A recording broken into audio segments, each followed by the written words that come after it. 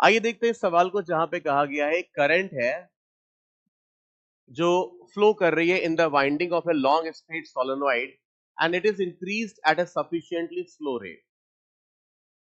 R1 is the rate at which energy of the magnetic field in solenoid increases. तो देखिए, R1 is the rate at which energy of the magnetic field in solenoid increases. ये पहले ये कर लेते हैं भाई. तो देखिए, मैग्नेटिक फील्ड ऑफ सोलेनोइड ये क्या होती है? तो एनर्जी ऑफ मैग्नेटिक फील्ड होती है जी, हाँ,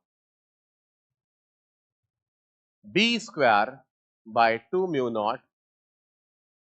okay, B square by 2 mu naught और वॉल्यूम, या फिर हम ऐसे भी लिख सकते हैं कि एनर्जी होती है हाफ इंडक्टेंस और आई स्क्वायर. ये लिख सकते हैं बड़े सिंपल तरीके से. ओके, और यहां से इसका जो रेट है, रेट देखिए क्या होगा. तो इसका रेट हो जाएगा R1. R1 इसका रेट है जो du बाई dt हो जाएगा, और ये हो जाएगा, इसको डिफरेंशिएट करें तो क्या आएगा, L I di by dt आएगा. चलो di बाई dt को मैं I डैश लिख देता हूं. रिमेंबर, I डैश का मतलब di बाई dt है. तो ये इसका रेट हो गया R1. अब R2 लिखा है, R2 is the flux of Poynting vector across the lateral surface of the solenoid. Okay, flux of the pointing vector. ठीक है, तो चलिए अब निकालते हैं कि flux of the Poynting vector क्या होगा.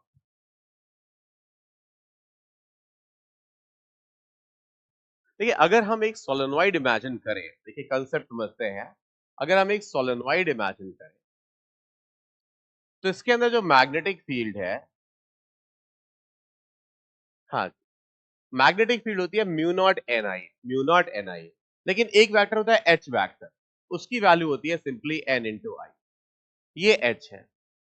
ओके, और अगर यहां पे धीरे धीरे क्या होगा, ये मैग्नेटिक फील्ड बदलेगी, वेरी करेगी. तो यहां पे because of variations in magnetic field electric field भी इंड्यूस होगी. वो इलेक्ट्रिक फील्ड क्या होती है, देखिए मैं समझाता हूं. वो इलेक्ट्रिक फील्ड होती है E बराबर R बाई 2 रेडियस बाई 2, ठीक है, एंड dB बाई dt. ये हमने पढ़ा है इलेक्ट्रोमैग्नेटिक इंडक्शन की थ्योरी में. It is R by 2 dB by dt. Okay, तो भाई मैग्नेटिक फील्ड की वैल्यू क्या लिख लें हम लोग. अगर मैं इसका रेडियस जो है वो कैपिटल R मान लूं, कैपिटल R मान लूं, तो लिटरल सरफेस पे ही निकालना है हमें, तो वही चलते हैं. तो ये हो जाएगा R बाई 2 और dB बाई B होता है mu not n I. I will write mu not N और I का डेरिवेटिव हो जाएगा I डैश. ये हो जाएगा. तो ये तो E हो गया. और अगर आप ध्यान करिए तो E और H का क्रॉस प्रोडक्ट ही होता है पॉइंटिंग वेक्टर. तो पॉइंटिंग वेक्टर हो जाएगा E cross H, E cross H. ठीक है, अब देखिए E हम सब जानते हैं यहाँ पे सर्कुलर होगा. मैग्नेटिक फील्ड इस तरह है, इलेक्ट्रिक फील्ड सर्कुलर लाइंस होगी, तो उनके बीच में एंगल तो 90 ही है. तो E होता है E, S होता है Poynting vector E cross H, और उनके बीच में 90 डिग्री है. सीधे मल्टीप्लाई कर देते हैं, ये कितना आ जाएगा भाई. तो ये आ जाएगा रेडियस डिवाइडेड बाई 2 और कितना म्यू नॉट और एन स्क्वायर और आई डैश. और देखते हैं भाई, अब हमें इसका फ्लक्स चाहिए. तो R2 is the flux of Poynting vector across the lateral surface. अब इसकी लिटरल सरफेस क्या होगी, इसकी लिटरल सरफेस का एरिया होगा जी 2 पाई r into length l, into length l.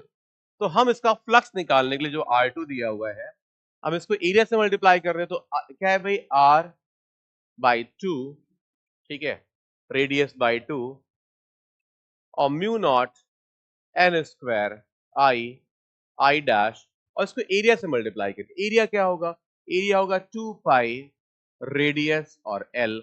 2 और 2 कैंसिल हो गया, और देखिए क्या बन गया, ये बन गया पाई आर स्क्वायर एल, जो वॉल्यूम बन जाता है. तो देखिए एक बात याद करिए, mu not N square into volume, ये हमारा इस कॉइल का इंडक्टेंस होता है. तो म्यू नॉट एन स्क्वायर और वॉल्यूम को हम इंडक्टेंस कहते हैं एल, ठीक है, और फिर क्या आई और आई डैश.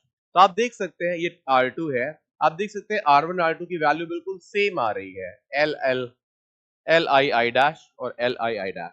इसका मतलब R1 R2 सेम है, और इस रेशियो का जो वैल्यू है वो 1 है, तो इसका जो आंसर हुआ वो हुआ 1। तो ये था सवाल।